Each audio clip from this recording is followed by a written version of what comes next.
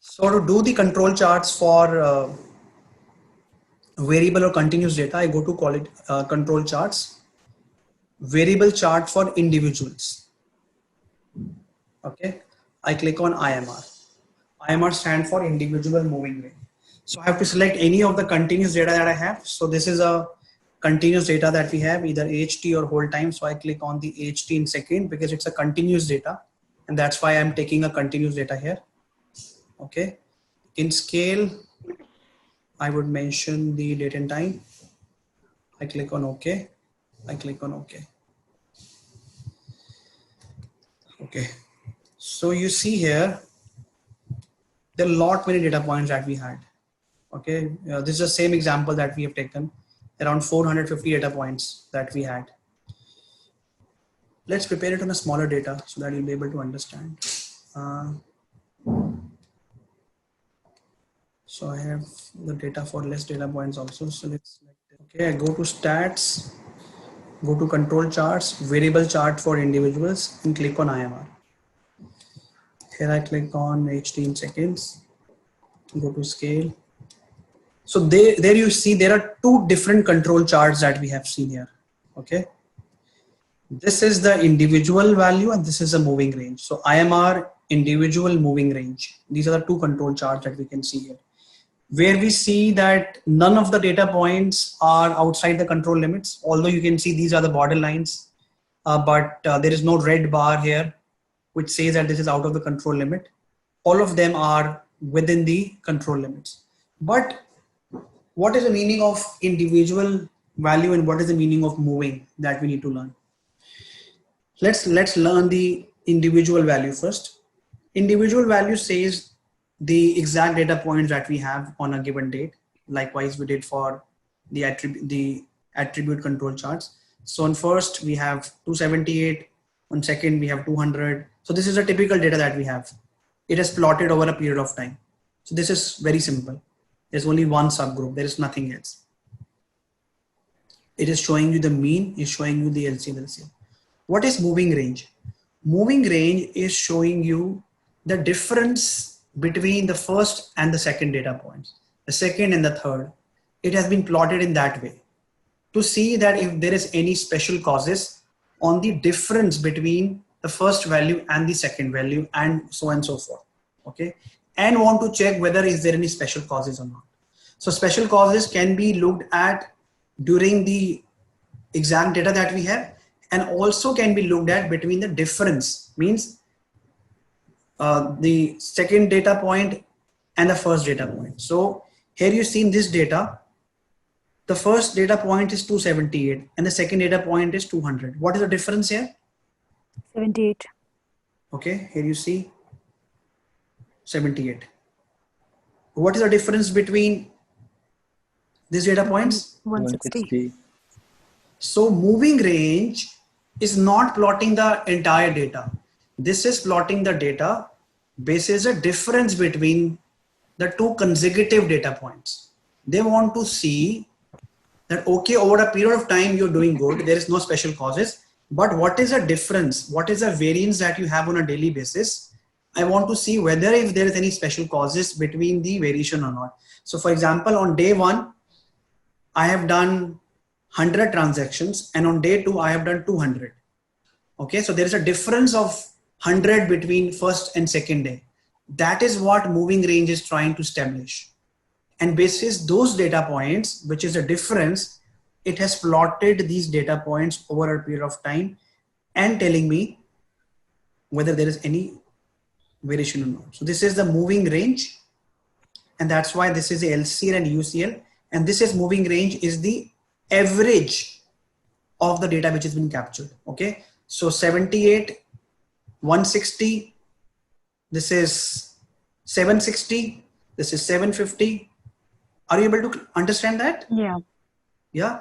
So that's what the moving range is doing. So not only we are looking at whether the consecutive data points are good to go or not, it is also looking at the difference between the consecutive data points and find and see whether if there is any special cause. This functionality or feature is only applicable for the continuous data that we have. We cannot look for the consecutive data points for discrete data. Can someone tell me the reason why? Why can't we look at it in the discrete? Because the difference won't be significant, as in the data is discrete. It has not been taken for a yes. Because in discrete, the difference in between any two levels can be really high or really low. So Yeah, it can be, like low and high. It can just be as low and high, which would not make any sense on this, or it can simply be the percentage. It would be absolutely. valid for all of them. Absolutely. So therefore, in continuous data, we see a lot many variations in the data points that we have, because it can be captured in decimals. It can be captured to 2 decimals, because that is a number which has different units. So this unit has meters, centimeters, kilometers. So there could be many variants. That's the reason in the control chart or for any sort of analysis that we do, in continuous data, you would find a lot many combinations wherein you would not find in the discrete data. So always try, this is just a tip, that even though your data is discrete, which is being captured, try to convert that discrete into a continuous and then do a project. First, the best part is that you'll be able to do a lot many tests. You'll be able to see the normality. You'll be able to do the regression, correlation, and you will be able to do a lot many tests. But in case if you can't do it, then there are tests for discrete as well. So, but always try to have your Y, which is your response, as continuous. Then you would be able to do a lot many analysis. Can you give us examples for converting discrete to continuous? Yes, absolutely. There are many examples. So for example, if there is a data so let's say you're doing a project on improving the attrition. Okay. So let me do it on the Excel since you've asked this. Okay. So let's say you're doing a project on attrition. Okay. Your attrition percentage is 20% and you want to reduce it to 10%. You've taken a 2x target. So now in attrition, you would have 2 data points. One is basis that you have calculated the attrition, number of people attrited and number of people joined. Okay, there could be other combinations also. So basis these two, you have calculated the percentage. Yeah. So 120. Okay. Now this data is discrete. We all know that. Yes or no? Yeah. Because this is number and percentage. अब इसको continuous में करने के लिए you can do a lot many things. You can ask for the team that what is the tenure of these people. What is the average time that they've worked for? So let's say you have data for Jan, Feb, March. In that case, you have to change the metric. Okay. So you have the average number of people who have attrited is 10 months, 15, 12, 10, 12. So earlier your metric was attrition percentage. Now your metric can be average attrition. So now you're saying I want to reduce, what is the average of this? 11.8. So you say I want to do the project from 11.8 to 15. Earlier, the average time the person stay in the organization is only 11 months. Now I want to do a project wherein people should stay in the organization for 15 months. The purpose is the same. Both of you are trying to improve the attrition. Yeah. But here the data was discrete wherein you're trying to improve with the percentage, and here you have continuous data, which can be further broken down. So that's how you can do it. But it has to be agreed with the management whether they want to look at that way or not. Okay, so you can do it number of ways. So for example, another example could be you have data of TAT percentage, you want to improve from 50% to 80%. Okay, so wherein the variance variables could be 50, 50, 100. So that's why you're at 50%.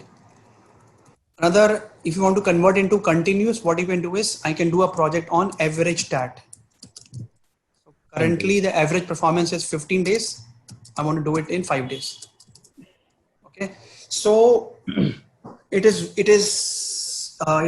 me who has to do these kind of calculations to convert the discrete into continuous, or if you believe in this particular case, discrete is important, wherein I would be able to improve the number of cases or number of people, then I would go for a discrete. Okay? But yes, you always have the opportunity to convert from discrete to continuous. So Simar, just on the example that you gave me right now, it's been a very recent thing, like 4 or 5 days back. We were running a project on the TAT reduction. The initial calculation methodology was the SLA met percentage of how many have been met within 3 working days in percentage. And then we changed that to the TAT in number of days. And that was the exact question that was asked in the review meeting. Is it because you want to run more tests, you're changing it to continuous? So what was the answer? So technically, the answer is yes. But we were running a different project on query reduction, which was a sub project of this stat reduction. But we kept the data as percentage and we kept it as discrete in that. So there were not too many questions asked, but technically, yes, the tests would matter in this case, because I'll have limited tests if I go with the SLA percentage.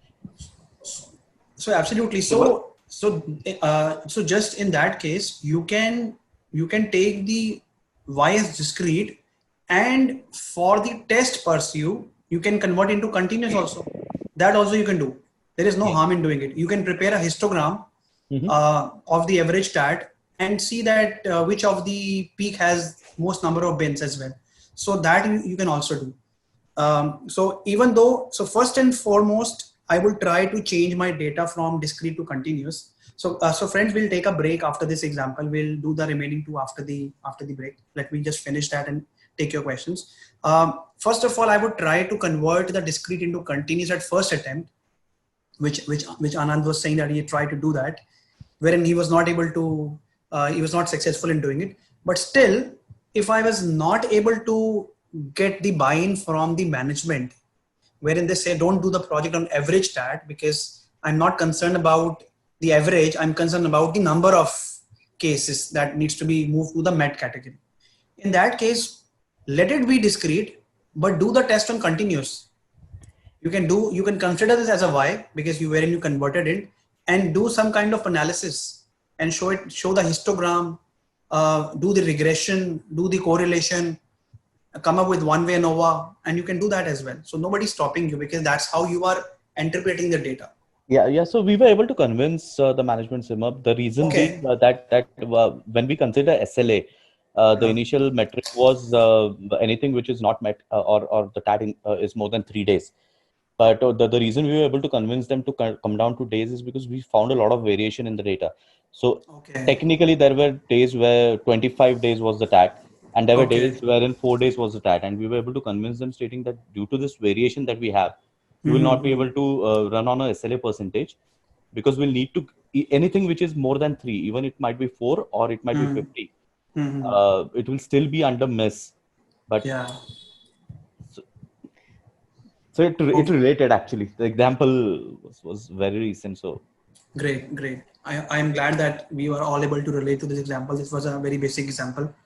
So anytime you have discrete, you want to convert into continuous. If you have continuous, you can always convert into discrete. Okay. Anybody has any questions on the control charts of what we discussed today? Simar, just one question. If you can go back to Minitab, for the individual, not for the moving range, but for the individual, for a AHT, it's showing a LCL of -409. Is it because we have multiple data points which are at 0? And that's the reason it's moved down. Yes. So what it does is, so this data has too many data points, around 50 data points in it, and wherein it has concluded that any data points which would be at least till -408 is kind of okay. Although it would not go below 0, but these data points don't have too much variation in it, because depending upon the data that it has calculated, it says even though if your UCL will go to 1035, I would not consider it as a special cause.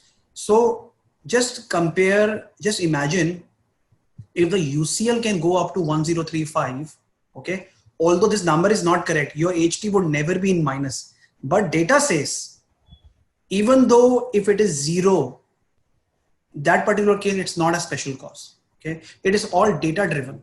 It is all data driven. Although 0 would never be recorded, because if it's a handling time data, 0 could only be in a case when there is no discussion happened with any of the customers or something like that. But since it says that this is not a special cause, this can become. But yes, if you see in a data wherein you see a lot of zeros, then the UCL and LCL might get changed.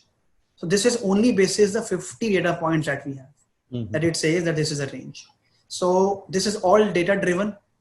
This is all calculated by the data itself, wherein we have to conclude. So the earlier example that I've shown, wherein we had many data points, where I later changed, where the UCL and LCL was different. I think we had, yeah. Here you see the LCL was minus 17 and UCL was 1032. So it changes depending upon the data that we have. Perfect. Yeah. Anybody has any questions on the IMR chart, NP chart, P chart, C chart, and U chart? I have one question. Can we go back to the previous IMR chart with the less data? Yes. In the moving range, we have some difference between the second point and the third point, right? Do we need to analyze what are the causes for the 40 and 200 difference? So we can do that, but that's not a case of worry for me. Although there could be a possibility that I have a range which varies from maybe 25, you can see 25 here, okay?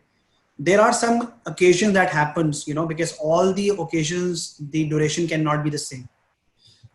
But since it is not showing me outside the control limit, that's the reason I will not be too much bothered about it. Between 40 and 800, there is a difference of 760 that I can see here. Okay, even though it's within the control limit. So although my first priority, as I earlier said, should be to convert from outside control limit to within the control limits. But yes, if there is a discussion wherein we anticipate that this should not have come, I can still have a discussion. But just remember, this is not a special cause. This is still a normal cause variation. Okay, so hope we understand the difference between normal cause and special cause. Special cause says my process is not within control, and normal causes say that there are some causes which I need to find out, but yes, that can be addressed. So Simarpreet, one question. Say in the IMR chart, the individual values, we have some special value.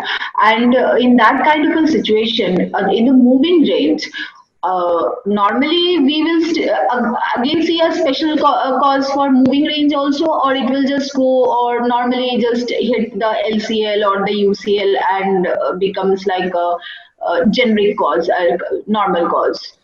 Like what happens? So is your question around that if I don't find any special causes in the IMR and found if you found in IMR and don't find it in the moving range, is that what you're saying? Yeah, is it a possibility? Does it happen, or it is like if you have? It can happen. Yeah, it can happen because if you see that during one particular day, there is a special cause which IMR is being able to figure out.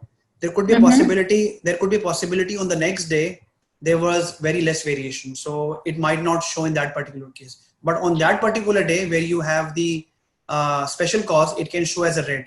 But similarly, for the same day here, it is showing the difference. So it could be there, it could be somewhere else, but not on the same day. And it can also be vice versa, like we don't have a special cause in the individual value, but we have in the moving range because of the difference. Yes, absolutely, it can have, because so how do we interpret them then? Like, so the way to interpret it is to see that if in the IMR, if I don't find any special cause, which means on a particular day, if I find that this let's take an example of this data point. This is the 18th March, and I see 18th March. Okay, 18th March is here.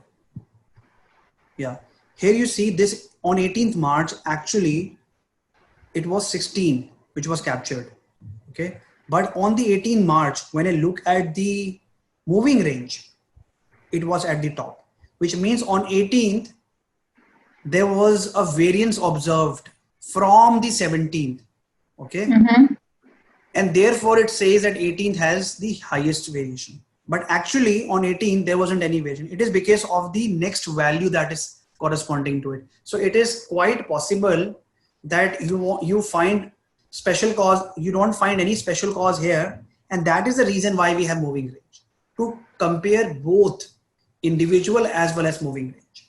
Even though the data points are good enough, there is no special causes, but if there is a difference of variance observed, that is also needs to be looked at. So What is the any difference? unusual variance is something we still need to go and see, like why Yes. there was such a Yes. huge variance from the previous day. Or okay.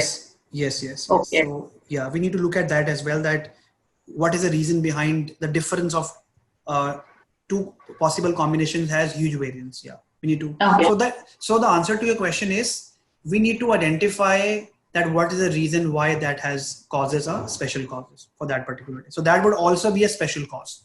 But here the special cause for the data points, and here the special causes is for the difference between the data points. Right. Thank you. Yeah.